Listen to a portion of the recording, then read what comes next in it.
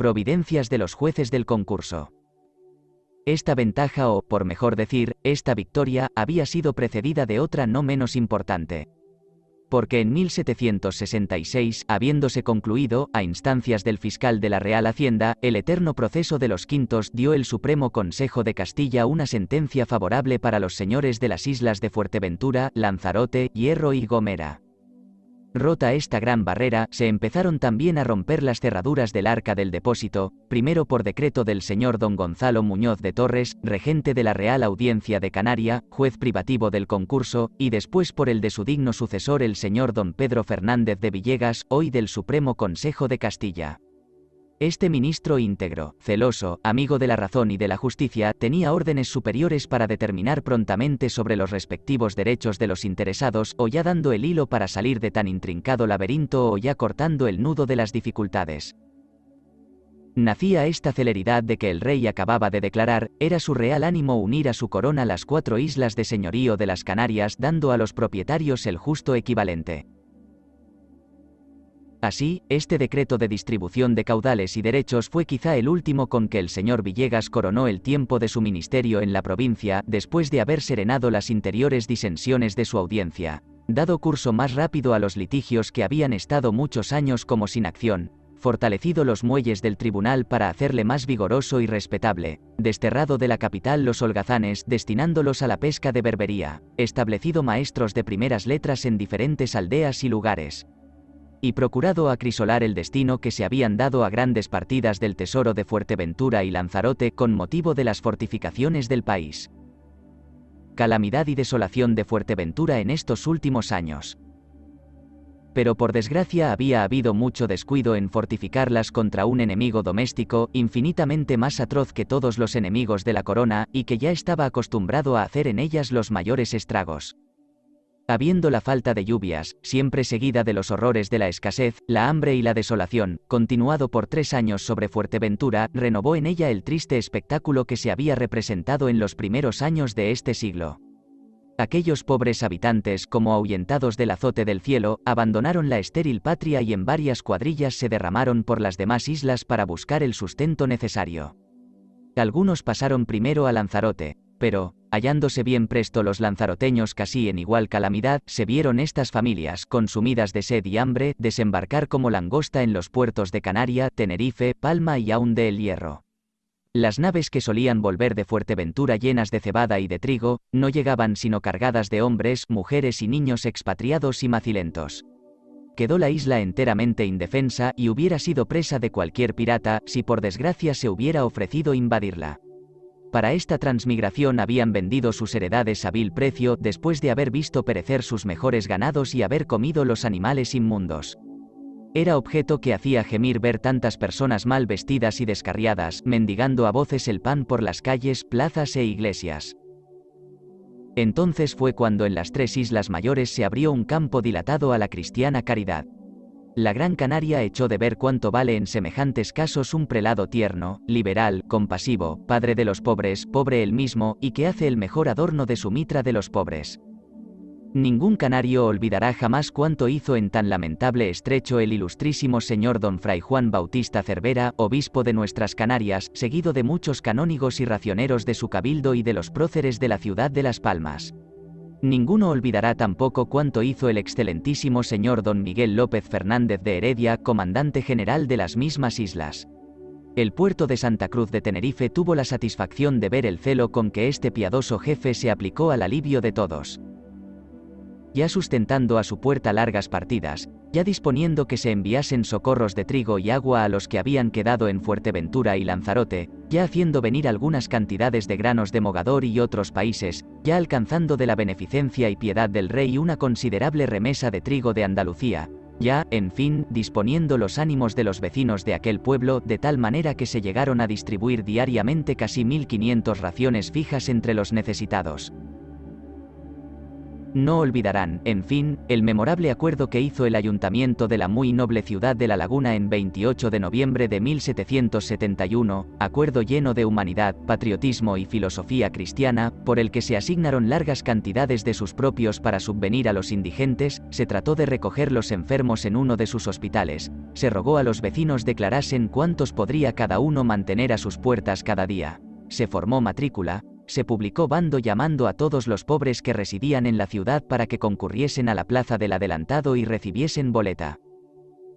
Con expresión de su nombre y del vecino a quien debían acudir, se extendió la misma providencia a todos los pueblos de la isla y se confió a la eficacia del apoderado del personero general de Tenerife en Madrid la humilde representación que se debía hacer al monarca con motivo de esta tribulación. Iguales esfuerzos de generosidad se vieron en la isla de La Palma, cuya nobleza se aplicó al alivio de casi 3000 tránsfugos con todos los arbitrios que la situación de los tiempos permitía. El Consejo, vista la representación del apoderado de Tenerife y la respuesta fiscal, resolvió hacer consulta al rey. SM mandó fuesen socorridas las islas con 40.000 pesos de su real erario y 2 barcos de trigo, con orden para que el comandante general y el reverendísimo obispo distribuyesen una parte en limosnas por parroquias y otra se prestase con calidad de reintegro. Esta orden se comunicó por el excelentísimo secretario de Hacienda.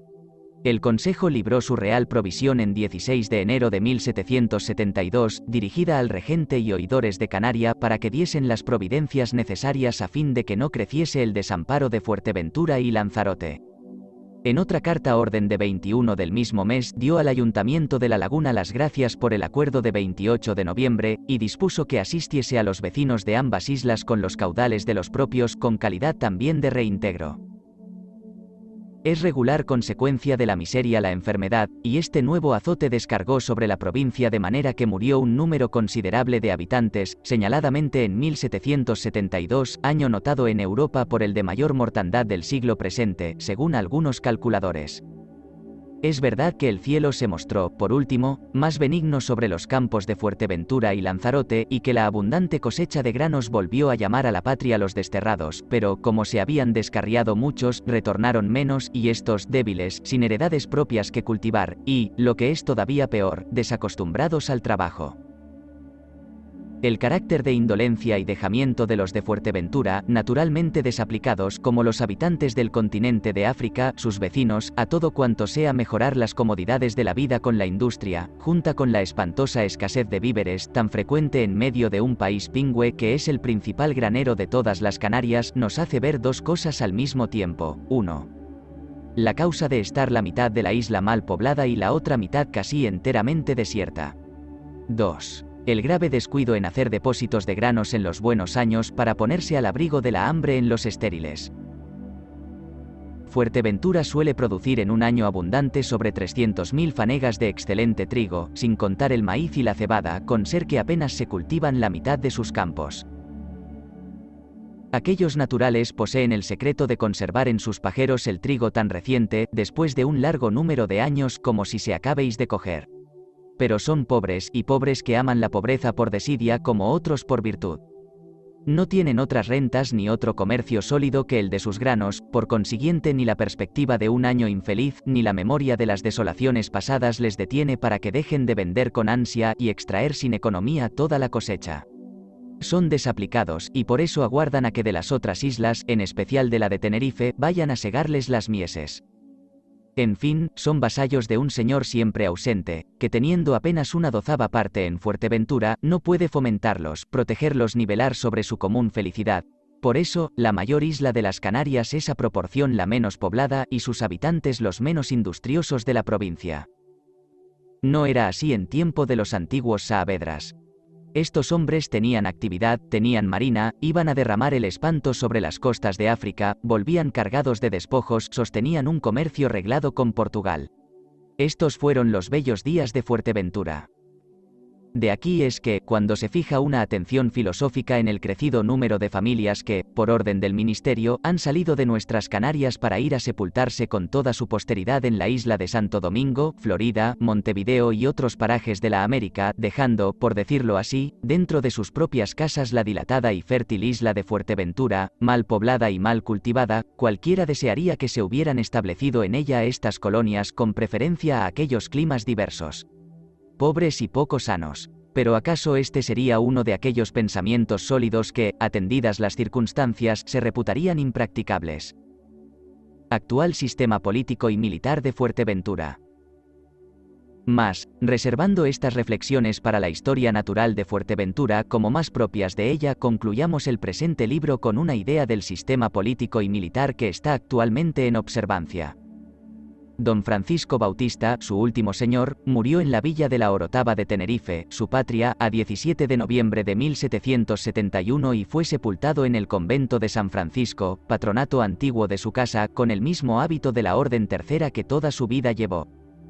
Había casado con doña Paula Antonia de Ponte Jiménez, de la ilustre Casa de los Pontes de Tenerife, originaria de Genova y condecorada en sus líneas con los títulos de marqueses de la Quinta Roja, marqueses de Adeje, condes del Palmar, y con más de 10 mayorazgos.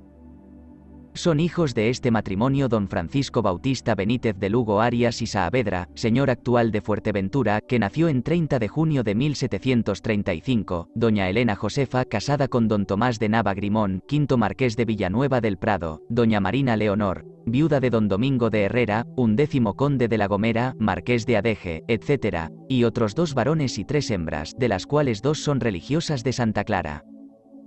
El gobierno, pues, de Fuerteventura es el mismo que el de Lanzarote. De los derechos e intereses del Estado ha conocido el regente de la Real Audiencia de Canaria como juez del concurso. El señor territorial debe nombrar los regidores, alcaldes mayores y otros ministros y confirmarlos la misma audiencia. Apeléis a este tribunal de las providencias de aquellos. El mismo señor de Fuerteventura, en calidad de capitán a guerra, gobierna las armas cuando reside en el país, y aun estando ausente debe proponer los oficiales de sus milicias al rey. Antiguamente solo había un sargento mayor, en este siglo se estableció un coronel con los correspondientes oficiales. Y aunque no hay en la isla sino como unos 2000 hombres de armas, ha tenido ahora por conveniente el comandante general establecer 2 regimientos. Para su disciplina se ha destinado un ayudante mayor y algunos sargentos y soldados, sacados de cierta partida de tropa viva que pasó de España en 1769 con el coronel don Nicolás de Macía Dávalos, inspector general y segundo comandante de Canarias, el mismo que trabaja actualmente en la reforma de todas sus milicias. Siempre ha habido en la rada de Caleta de Fustes una buena torre con alguna artillería, mandada por un sargento, otra en el puerto de Tostón, y ahora se acaba de construir un fuerte mucho más respetable para defensa de sus costas. Idea de su población. Hay, en la isla de Fuerteventura, 34 poblaciones, entre villas, pagos y aldeas. Primero la villa de Santa María de Betancuria, fundación de Juan de Betancourt, es la capital. Está situada hacia la parte del norte, a igual distancia de las 2 puntas de este y oeste, en el fondo de un largo barranco coronado de cerros. Tiene más de 100 casas de buena fábrica. La iglesia parroquial es bastante capaz y hermosa. Sírvenla 2 curas beneficiados, provisión del rey. El convento de San Francisco que edificó Diego de Herrera y en donde está sepultado es sumamente venerable por su antigüedad, por su estructura y por la memoria de las virtudes que practicó San Diego de Alcalá cuando fue guardián algún tiempo. Vese el sepulcro del padre Santorcaz, compañero del santo, en donde están sus huesos y los manuscritos de sus obras teológicas. Se dice que su corazón está en el Escorial. El obispo de Mantua, celebrando el espíritu de penitencia del venerable fray Luis de Lugo, vicario de este convento de Fuerteventura, asegura que, estando diciendo misa de pasión un viernes de Cuaresma de 1562, en el altar de San Buenaventura, donde había una Verónica, él y todos los asistentes vieron llorar la imagen, a que se siguió la muerte del siervo de Dios. Si era tan penitente este religioso, es más natural que él solo fuese el que llorase.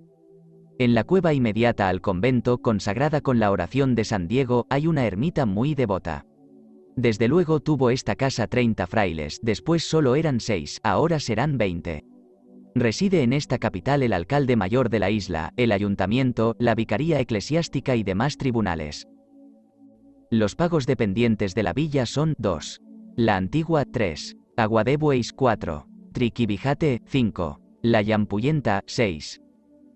El Valle 7. Tafía 8. Casillas del Ángel 9. Tetil 10. Tieme 11. San Andrés 12. Pájara es buen pueblo, y lo es igualmente su iglesia parroquial. Pertenecen a su jurisdicción los pagos siguientes: 13. Toto 14. Barjada 15. Eduegue 16. Chilegua 17. Mesquer 18. Mirabal 19. Tiscamanita 20. La Florida 21. Adeje 22. Tesejerague 23. Tuineje, este es el más poblado. 24. El lugar de Oliva está plantado en medio de una fértil campiña. Su iglesia parroquial y sus casas son regulares. Corresponden a su distrito. 25. Tostón 26. Tindaya 27. Manta 28. Matilla 29. Valdebrón 30. Lajares 31. Roque, antiguamente Rico Roque, 3 Segundón Caldereta, 33. Peña Erguida, 34. Villaverde. En 1744 había en Fuerteventura 7.382 almas, según la visita del ilustrísimo obispo Guillén. En 1768 había 8.863, según la matrícula que existe en la Secretaría de la Presidencia de Castilla, remitida por el Vicario General del Obispado. De suerte que, en el espacio de 24 años tuvo la población 1.481 personas de aumento. Tiene Fuerteventura 21 ermitas esparcidas por las mencionadas poblaciones. La más famosa es el santuario de Nuestra Señora de la Peña, en el Río de las Palmas. Aquí se venera la devota imagen de piedra que se dice hallada dentro de un peñasco por San Diego y el padre Santorcaz con grande ostentación de prodigios. Y como se representa con los ojos cerrados, dice el ilustrísimo Dávila que se le aseguró los había puesto la imagen en aquella positura por no ver maltratar a su hijo santísimo de un moro. Goñi dice que de una mora loca. ¡Qué piedad! Los puertos, radas y caletas de Fuerteventura son Corralejo y Tostón, en la costa del norte. Puerto de la Peña, de Amenay y Puerto Nuevo, en la del oeste. Playa de Ojos y Playa de Sotavento, en Jandía. Tarajalejo y Gran Tarajal, en la del sur. Pozo Negro, Caleta de Fustes, Puerto de Cabras y Puerto de Lajas, en la del este. La topografía o descripción más puntual del vecindario y población de Fuerteventura hará una de las partes esenciales de la historia natural. Por ahora, baste la idea que hemos dado.